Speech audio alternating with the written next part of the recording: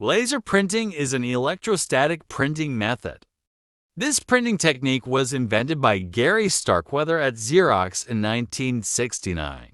The first laser printer was put on the market in 1978.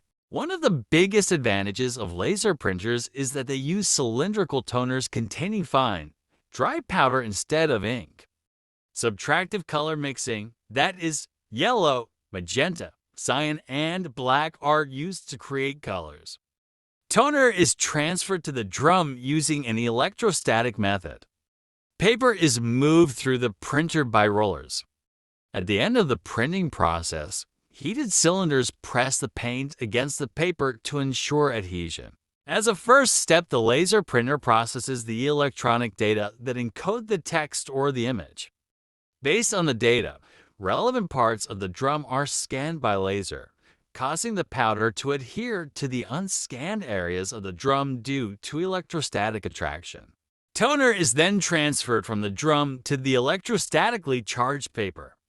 In the case of color printing, colors are usually applied to the paper layer by layer. Next, the paper passes through the heated cylinders where the heat and pressure exerted by the rollers fix the toner on the paper. Finally, the printed document appears on the tray.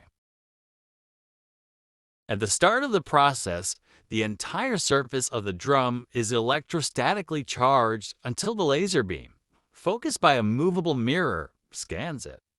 The areas where the laser beam touches the drum become electrically neutral, so only those areas will be charged that correspond to the text or image.